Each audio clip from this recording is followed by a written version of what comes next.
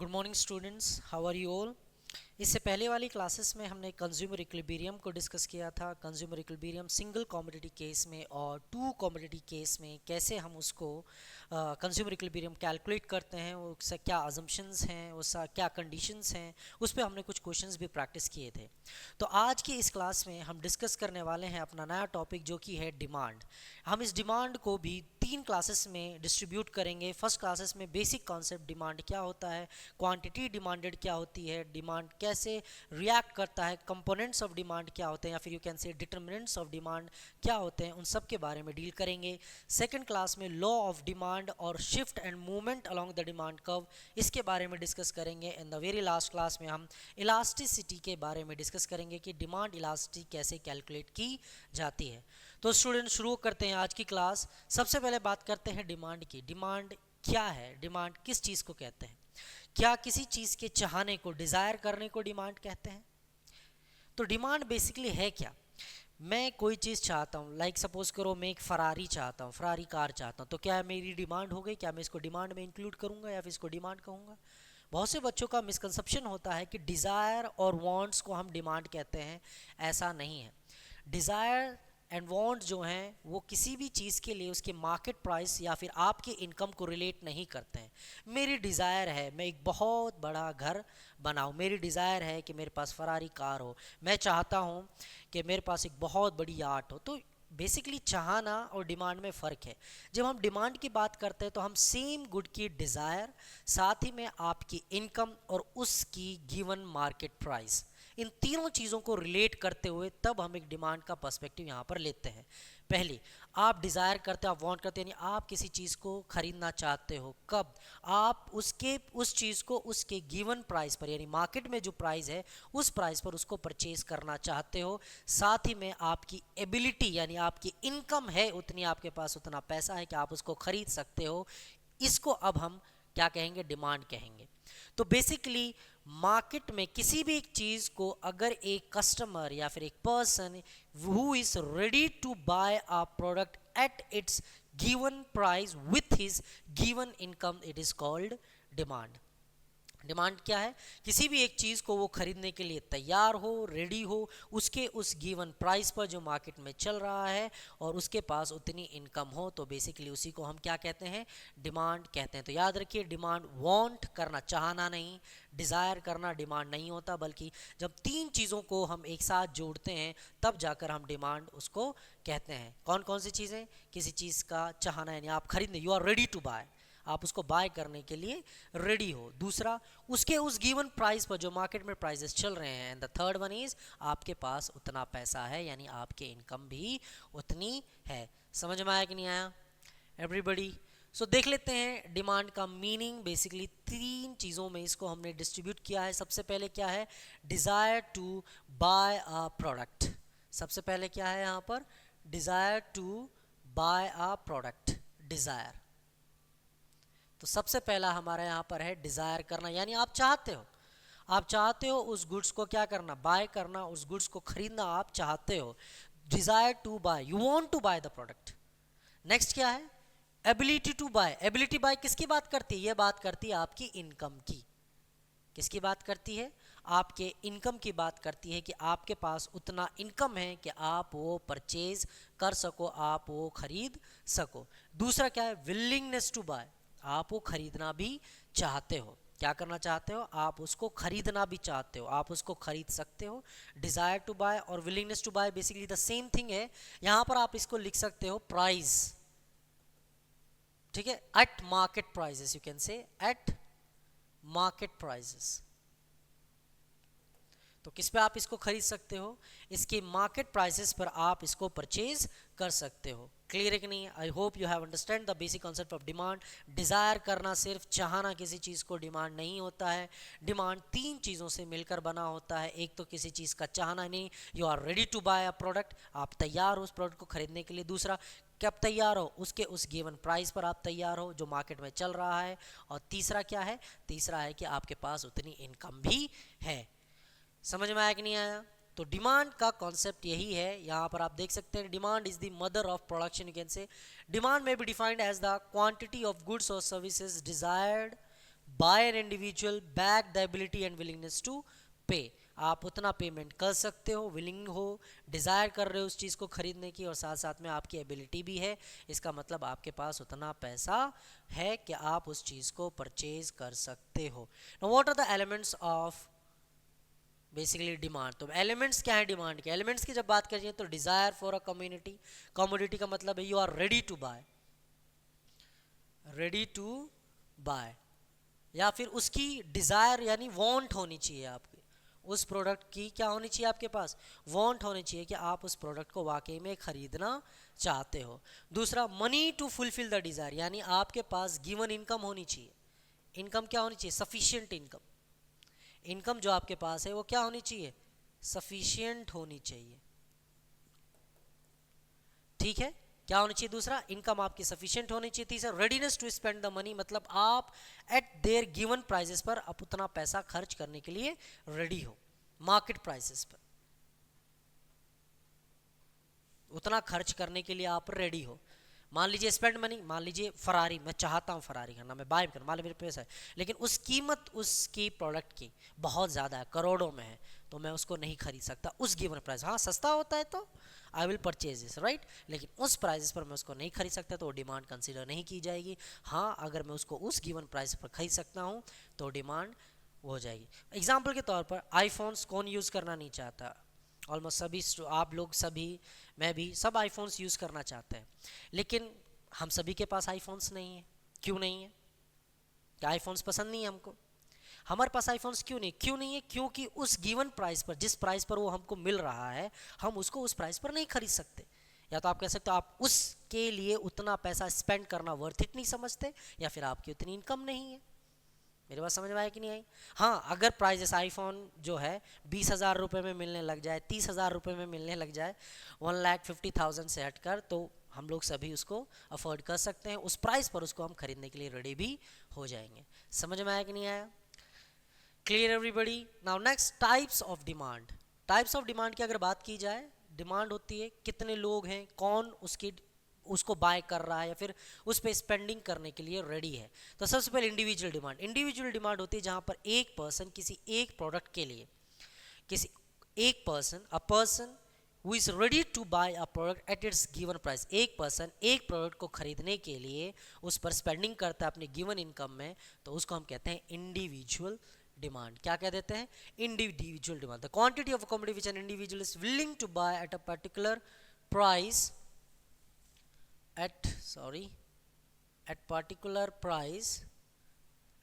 price during a specific time period, एक time period given his money, income, his taste and prices, हम लोग इस cold individuals demand का, एक आदमी के बारे में यहाँ पर हम बात करेंगे। जब बात करते हैं मार्केट डिमांड के बारे में, तो टोटल कंज्यूमर्स यानी नंबर ऑफ बायर्स ज़्यादा हैं, मार्केट में जितने भी लोग हैं वो किसी एक प्रोडक्ट को उसके प्राइस पर कितना खरीदने के लिए रेडी हैं, उसको हम कहते हैं मार्केट डिमांड। क्लियर है?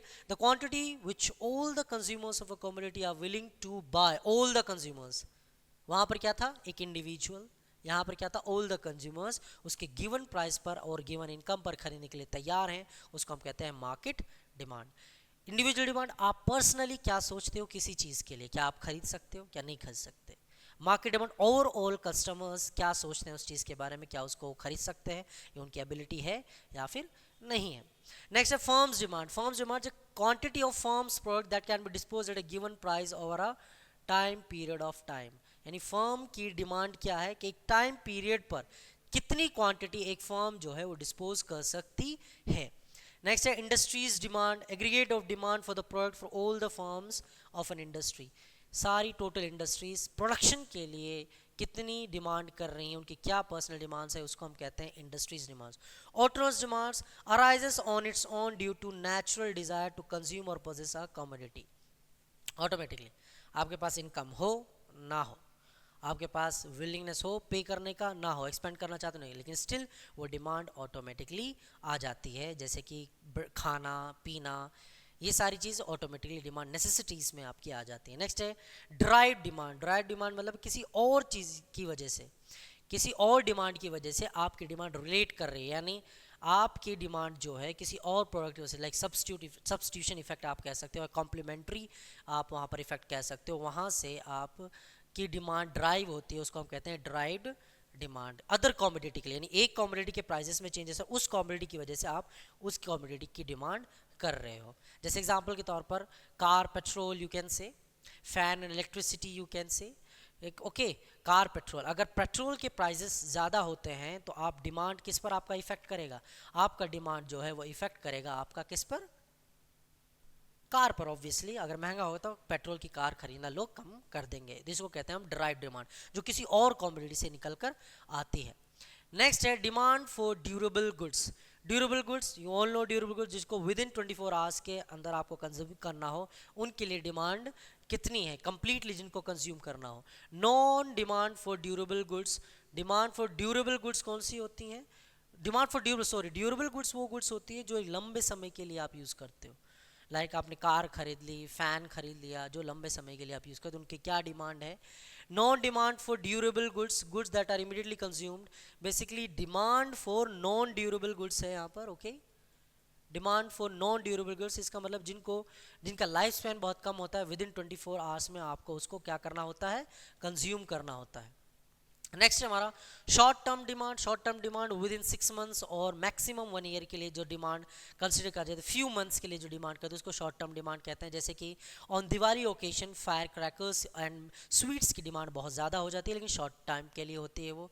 सेम टाइप से अगर आप कह सकते हो विंटर सीजन में वूलन क्लोथ्स की डिमांड थोड़ी बढ़ जाती है, लेकिन ओवरऑल डिमांड नहीं होती।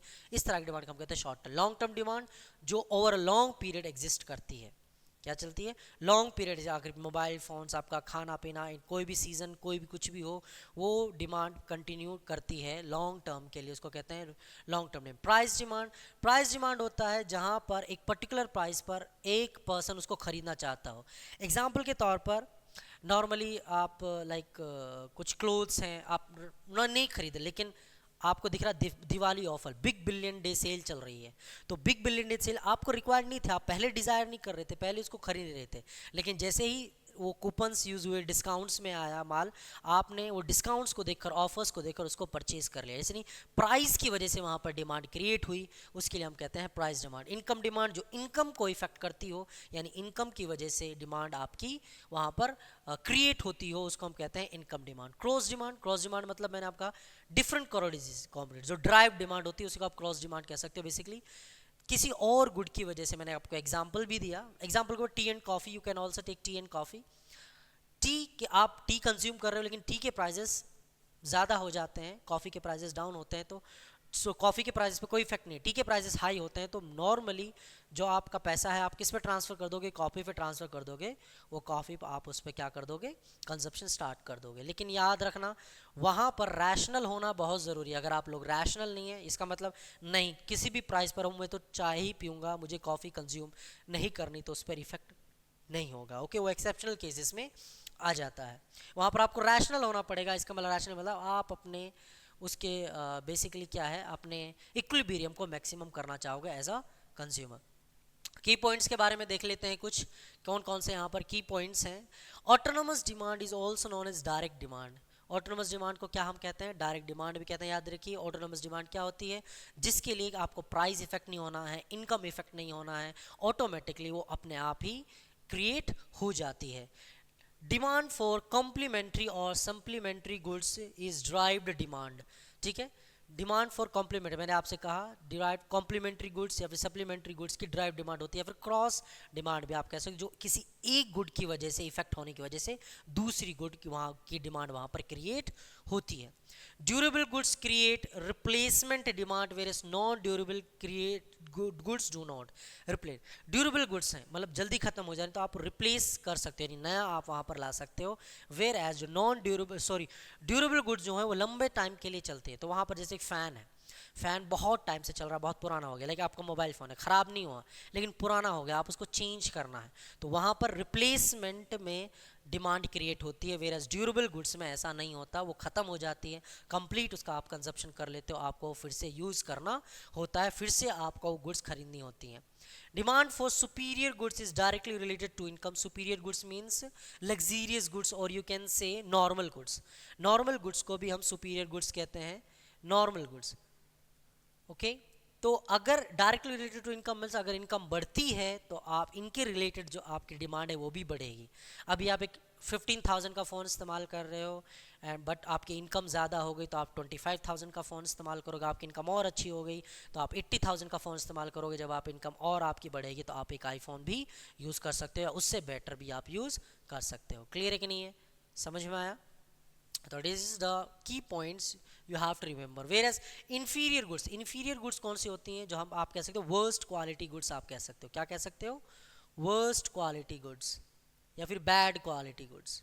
इन्फीरियर गुड्स याद रखिए, वर्स्ट क्वालिटी गुड्स इन्फीरियर। अब इनके लिए इनकम का रिलेटेड, जितनी गंदी क्वालिटी, पैसा कम है तो मैं ज़्यादा डिमांड करूँगा लोकल गुड्स का, यानी जिनकी जो प्रोडक्टिविटी है या फिर आप कह सकते हो जिनकी क्वालिटी है बहुत गंदी है, लोकल माल खरीदना चाहूँगा।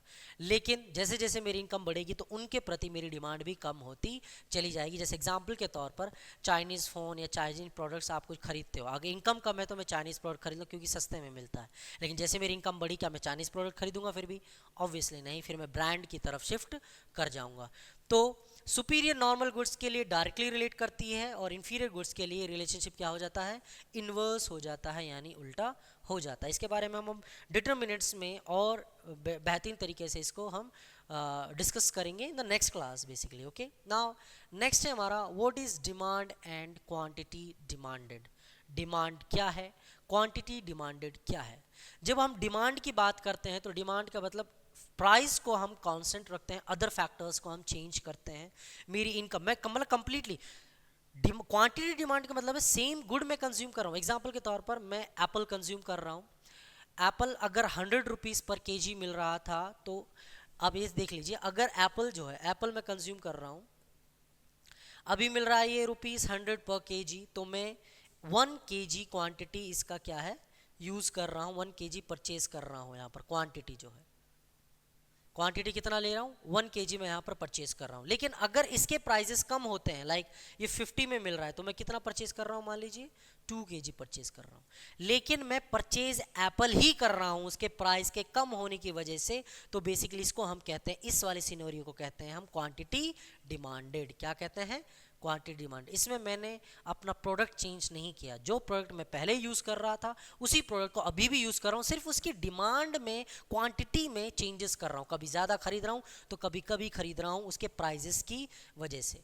लेकिन मान लीजिए अब मुझे एप्पल ख़रीदना ही नहीं है, अगर एप्पल के प्राइजेस महंगे हो रहे हैं तो मुझे अब मैंगोज चाहिए। जैसे एग्जांपल के तौर पर टी है, टी के प्राइजेस महंगे हो रहे हैं तो मैं टी कंज्यूम ही नहीं करूँगा, मैं कंज्यूम करूँगा कॉफ़ी। क्या कंज्यूम करूँगा? कॉफ़ी। पेट्रोल के दाम ज़्यादा हो रहे हैं तो मैं पेट्रोल की गाड़ी नहीं चलाऊँगा, मैं इलेक्ट्रिकल व्हीकल्स जो हैं, इलेक्ट्रिक व्हीकल्स जो हैं उनकी डिमांड ज़्यादा करूँगा। तो वहाँ पर बेसिकली मैंने क्या किया? डिमांड को ही चेंज कर दिया, यानी मैंने जो गुड मैं पहले यूज़ कर रहा था वो गुड मैंने कंप्लीटली क्या कर दिया? चेंज कर दिया। जो मैंने कंप्लीटली चेंज कर दिया तो बेसिकली उसी को हम कहते हैं डिमांड। अगर सेम गुड को प्राइस से रिलेट कर कर उसी गुड का कंजप्शन ऊपर नीचे करते हो क्वांटिटी, तो क्वांटिटी डिमांडेड। अगर कंप्लीटली गुड ही चेंज कर देते हो तो उसको हम कहते हैं डिमांड। Clear everybody? समझ में आ रहा है कि नहीं आ रहा है? Okay, now what is a demand schedule? Basically demand schedule होता है कि आप एक टेबल फॉर्म में उसको ड्रॉ करो। किस में फॉर्म में ड्रॉ करो? टेबल फॉर्म में। अगर टेबल फॉर्म में आप डाटा सेट में आप उसको दिखाओ तो उसको हम कहते हैं शेड्यूल। क्या कह देते हैं? शेड्यूल। डिमांड को डिफरेंट टेबल्स के थ्रू शो करें तो उसको हम शेड्यूल कहें। कर्व की फॉर्म में अगर हम उसको बनाएं, जैसे आप यहाँ पर देख सकते हो, कर्व की फॉर्म में अगर डिमांड को हम बनाएं तो ये कहलाता है डिमांड कर्व। तो इंडिविजुअल डिमांड कर्व और मार्केट डिमांड कर्व हम ऑलरेडी डिस्कस कर चुके हैं कि क्या होता है। Okay, demand schedule individual. यहाँ अब देखिए ये है शेड्यूल। क्या है ये? ये शेड्यूल है। ये हो गया शेड्यूल आपका। समझ में आया कि नहीं आया? इसमें मैंने टेबल फॉर्म में डिमांड को शो किया हुआ है। As you can see here, price given है 0 है तो 16 है, ये आपका ऑटोनोमस है। ऑटोनोमस डिमांड यहाँ पर है कि कुछ भी हो फिर मैं वहाँ पर प्राइस से रिलेट नहीं कर रहा हूँ, जो भी है मैं उस पर उसको परचेज कर रहा हूँ। इसको कहते हैं ऑटोनोमस। क्या कहते हैं? ऑटोनोमस डिमांड यहाँ पर होती है। उसके बाद प्राइस पर मैंने देखा, मेरे जैसे प्राइस एप्पल बढ़ रहा है, मेरी डिमांड जो है वो डिक्रीज़ होती चली जा रही है। क्या होती चली जा रही है? डिक्रीज़ होती चली जा रही है, जैसे जैसे मेरे प्राइजेस राइज हो रहे हैं। तो ये डेटा सेट फॉर्म में जिसमें हम देते हैं इसी को हम कहते हैं शेड्यूल। क्या है? शेड्यूल। अब इंडिविजुअल की बात हो रही है तो सिर्फ एक ही गुड को हम यहाँ पर कंज्यूम कर रहे हैं, वो क्या है? एप्पल ओनली, और एप्पल से ही रिलेटेड हम यहाँ पर सारी चीज़ों को देख रहे हैं। मार्केट में एक ही बायर है यहाँ पर, क्या है, एक ही buyer, quantity of government which a consumer याद will buy at all possible prices at a given moment. एक कंज्यूमर की बात यहाँ पर हो रही है। इंडिविजुअल डिमांड कर्व की बात करें तो ये है, आप इसको देख सकते हैं, प्लॉटिंग देख सकते हैं। जब 0 था तो मेरा 16 कर रहा था, जब मेरा 1 था तो मेरा 14 हो गया, जब मेरा 2 प्राइस था तो मेरा यहाँ पर 12 हो गया, या आपका 16 है, या आपका यहाँ पर 14 है, या आपका यहाँ पर 12 है, देन 8 है, देन 10 है, 8 है, देन 6 है, देन 4 है। आप देखेंगे सर डिमांड ऊपर की तरफ, इस तरफ देखो, ये है आपका डिमांड, बेसिकली इस डिमांड, तो ये डिक्रीज होता चला जा रहा है, कॉन्ट्रैक्ट होता चला जा रहा है। यहाँ पर कितना फैला हुआ है, वहाँ पर बिल्कुल सिकुड़ा हुआ है, तो इसको हम कर्व कहते हैं, डिमांड कर्व। समझ में आया? ये डिमांड शेड्यूल है। अगर आप शेड्यूल के फॉर्म में बात करते हो, क्या टेबल की फॉर्म में उसको दिखाते हो, अगर कर्व की फॉर्म में दिखाते हो तो डिमांड क्या बन जाता है, डिमांड कर्व बन जाती है। क्लियर है कि नहीं है ना? मार्केट डिमांड की बात की जाए तो मार्केट में एक से ज़्यादा गुड्स का आप कंजप्शन करते हो, you can see A good A and then good B, तो टोटल आप कितना कंज्यूम कर रहे हो उस गिवन प्राइस पर, ये कहलाता है आपका मार्केट डिमांड। एक से ज़्यादा बायर्स हैं और एक से ज़्यादा गुड्स का आप वहाँ पर कंजप्शन कर रहे हो। क्लियर है? जैसे यहाँ पर 0 प्राइस पर 16, बी का 8, टोटल कितना हो गया 24। जब प्राइस ए था तो ए की क्वांटिटी आप 14 खरीदे थे, बी क्वांटिटी 7, टोटल कितना 21, तो ये कहलाता है आपका मार्केट डिमांड। अब मार्केट डिमांड और अगर इंडिविजुअल डिमांड की बात करी जाए तो आप इस तरह यहाँ पर देख लीजिए इस चीज़ को।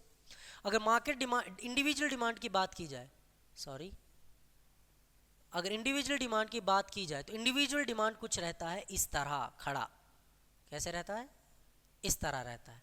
लेकिन अगर मार्केट डिमांड की बात की जाए तो लिटिल बिट थोड़ा सा हॉरिजेंटल टाइप में आता है, थोड़ा सा इस तरह होता है, क्योंकि इसमें डिमांड जो है वो क्या हो जाती है, आपकी प्राइस पर ज़्यादा हो जाती है, तो ये थोड़ा सा फ्लैट हो जाता है एक्स एक्सिस की तरफ, यानी हॉरिजेंटल साइड में चला जाता है, वेयर एज इंडिविजुअल डिमांड थोड़ा ज़्यादा वर्टिकली दिखाई देता है। समझना? ये इंडिविजुअल है और ये मार्केट है।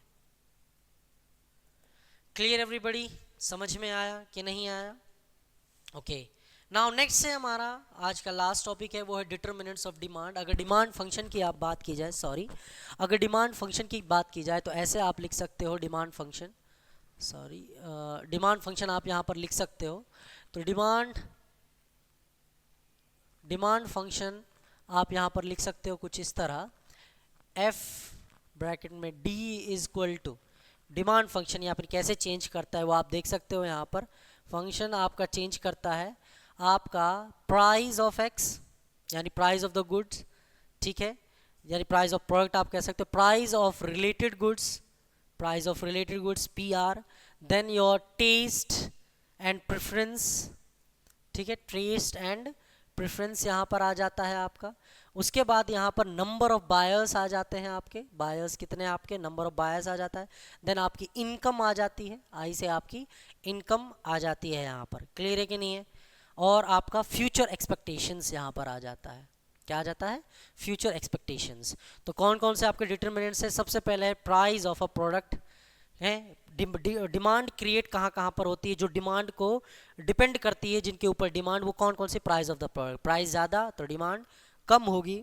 Price of related goods, price of related goods में दो गुड्स की हम बात करते हैं, सब्स्टिट्यूट गुड्स और दूसरा कॉम्प्लीमेंट्री गुड्स। कौन सी गुड्स? कॉम्प्लीमेंट्री गुड्स की बात करते हैं, कॉम्प्लीमेंट्री गुड्स की बात करते हैं। कौन कौन से? Substitute goods and complementary goods की बात करते हैं जब हम बात करते हैं प्राइस ऑफ रिलेटेड गुड्स की। तो कंज्यूमर इनकम की बात करें तो इनकम में भी हम दो चीज़ों की देखते हैं, नॉर्मल गुड्स के बारे में इनकम इफेक्ट देखते हैं, नॉर्मल गुड्स, और साथ ही साथ में हम इन्फीरियर गुड्स, जैसे हमने ऊपर भी देखा है इन्फीरियर गुड्स कैसा रहता है, उसके बारे में हम यहाँ पर डील करते हैं। टेस्ट एंड प्रेफरेंस की अगर बात की जाए, मान लीजिए किसी चीज़ में आपका टेस्ट है, आप उस चीज़ को ट्रेंड में है, आप उस चीज़ को प्रेफर करते हैं, तो डिमांड आप ज़्यादा करोगे। अगर आप उसका टेस्ट अनफेवरेबल है तो आप उसकी डिमांड नहीं करोगे। इसी तरह वेल्थ ऑफ द कंज्यूमर, अगर वेल्थ ज़्यादा है तो ज़्यादा डिमांड करोगे, अगर कम है तो कम डिमांड करोगे। इनकम की बात की जाए, नॉर्मल गुड्स के केस में ये पॉजिटिव रिलेशन होता है, यानी इनकम बढ़ी तो डिमांड भी बढ़ी, इनकम घटी तो डिमांड भी घटी। इन्फीरियर गुड्स के केस में यानी वर्स्ट क्वालिटी गुड्स के केस में अगर इनकम बढ़ती है तो डिमांड कम होती है, अगर इनकम घटती है तो डिमांड बढ़ती है, यानी इसमें नेगेटिव रिलेशनशिप या फिर आप कह सकते हो यहाँ पर इन्वर्स रिलेशनशिप मौजूद है। प्राइस ऑफ रिलेटेड गुड्स की बात की जाए तो सब्स्टिट्यूट गुड्स हैं, हम नेक्स्ट क्लास में डिस्कस करने वाले हैं डिटेल। सब्स्टिट्यूट गुड्स कौन सी होती हैं? जो एक दूसरे की जगह पर इस्तेमाल की जा सकती हैं, यानी अगर आप रोटी नहीं खा सकते तो चावल खा लीजिए, अगर आप टी नहीं पी सकते तो कॉफ़ी कंज्यूम कर सकते हो आप। तो इसका मतलब है कि आप वहाँ पर एक चीज़ की जगह दूसरा यूज़ कर सकते हो। कॉम्प्लीमेंट्री गुड्स की बात की जाए तो दोनों एक साथ यूज़ करनी होती है, like electricity and fan, like आपका वाटर एंड कूलर साथ में चलता है, लाइक पेट्रोल एंड कार और फ्यूल एंड कार व्हीकल्स आप यहाँ पर कह सकते, जो एक साथ चलती हैं उनको हम कॉम्प्लीमेंट्री गुड्स कहते हैं। क्लियर एवरीबडी, समझ में आया कि नहीं आया? बात की है क्लाइमेट कंडीशंस फेवरेबल हैं तो डिमांड ज़्यादा होगी, अनफेवरेबल तो डिमांड नहीं करोगे। गवर्नमेंट पॉलिसीज़ क्या है? किसी चीज़ को आप गवर्नमेंट सपोर्ट कर रही है, प्रमोट कर रही है कि उस चीज़ को खरीदो तो डिमांड ज़्यादा होगी, अगर प्रमोट नहीं कर रही है तो डिमांड कम हो जाएगी उस चीज़ की। जैसे चाइनीज़ प्रोडक्ट के लिए गवर्नमेंट कहती है कि मत खरीदो, बैन करो, मेक इन इंडिया करो, तो उसमें चाइनीज़ प्रोडक्ट की डिमांड क्या हो जाएगी? कम हो जाएगी। डेमोग्राफिक कंडीशंस के किस राय के लोग किस चीज़ को प्रिफर करते हैं, वहाँ पर ट्रेडिशनली गुड्स को प्रिफर करते हैं या फिर अनट्रेडिशनल गुड्स को प्रिफर करते हैं, या फिर यहाँ पर डेमोग्राफिक कंडीशंस में पुअर है कि यहाँ पर रिच पीपल लाइक करते हैं, उस हिसाब से यहाँ पर डिमांड क्रिएट होगी। Clear everybody, I hope you have understand the basic concept of demand, what is demand is, what are the types of demand is, demand schedule क्या होता है, डिमांड कर्व क्या होती है, देन आपके डिटर्मिनेंट्स ऑफ डिमांड कौन कौन से हैं, क्वांटिटी डिमांडेड क्या होती है और डिमांड क्या होती है बेसिकली। क्लियर स्टूडेंट्स, तो नेक्स्ट क्लास में हम डिस्कस करेंगे law of demand and how, if law of demand है तो हमारा शिफ्टर्स क्या होंगे और मूवमेंट अलोंग द कर्व कैसे होगी। Thank you students for today's class, see you in the next class.